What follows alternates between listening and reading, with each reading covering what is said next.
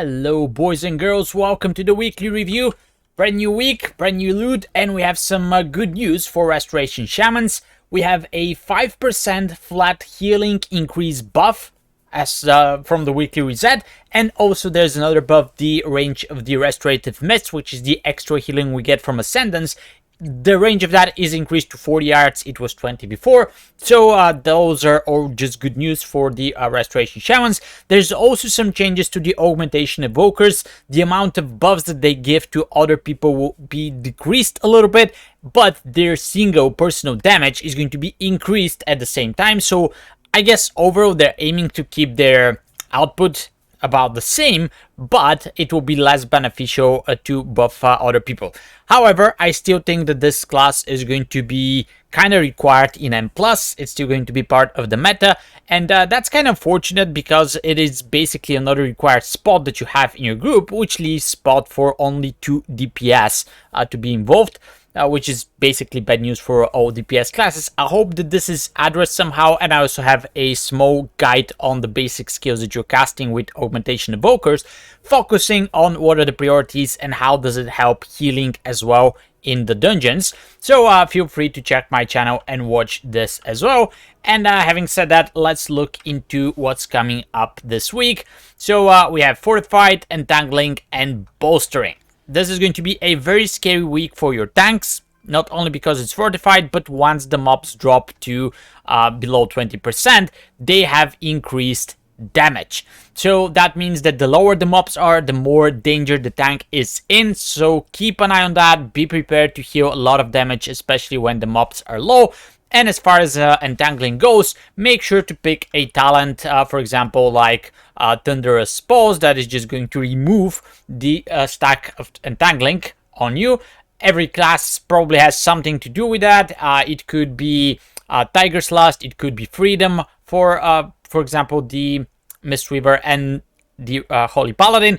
Make sure to just have that to help yourself in some situations. You can always move out of the circle, of course, but it's easier to have another tool to deal with this if it's a very unpleasant situation. Having said that, I did run a few keys on my Shaman. I'm going to open the vote as enhancement. There's not much gear that I need over here. I still want to upgrade this ring, but other than that, just item level upgrades could be helpful as well. Okay, so this is actually a pretty nice snack to have for enhancement if you're running the Elementalist build. So I might end up picking that, although I think I have this, but it's definitely not at 447.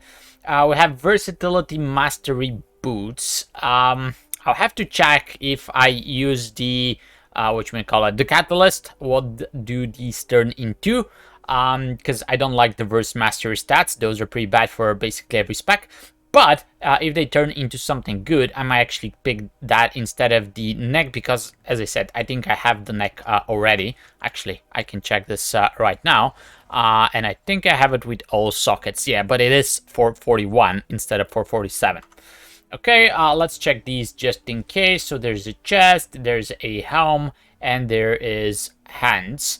So none of these present interest. I will check later what these turn into. And I will pick them up if the stats are good. If not, I guess I can just pick this neck and resocket it again. Although I play more the Thunder build instead of the Elementalist. So that's not going to be a big deal anyway.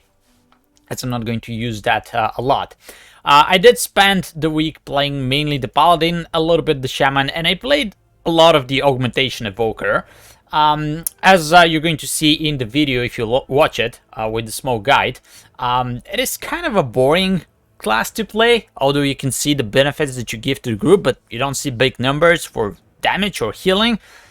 So I kind of enjoyed it for a little bit, just to get familiar with what they do, but I don't think I'll invest much more time playing it.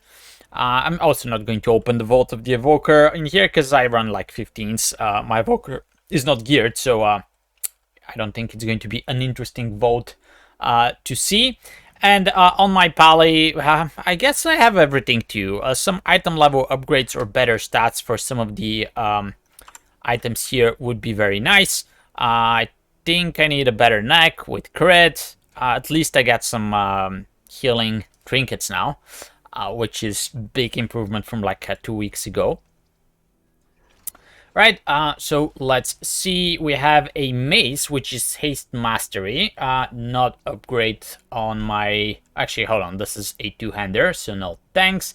We have a wrist. My wrist is a crafted item, and we have a shoulder, which is also not upgrade, although this one has leech, which technically is an upgrade over the speed.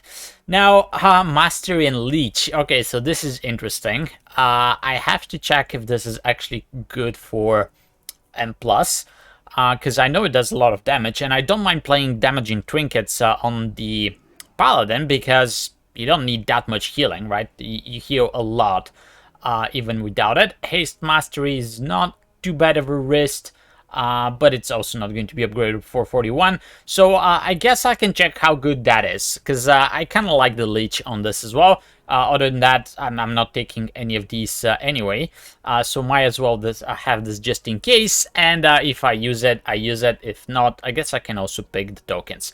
So I'll do a little bbit of research on that, and I'll probably end up taking it and testing it, just for the heck of it. And I guess I'll let you know how it performs in M+. Alright, so this is it. We have a relatively... I don't want to say easy weeks on Fortified, but at least one of the affixes is relatively easy to deal with. So hopefully we can push some hierarchies this week. And I think we have relatively soon, we have the Incorporeal coming, which is going to be a pretty bad week. So enjoy it while you can. Good luck in your keys. I'll see you in the next video. Until then, take care.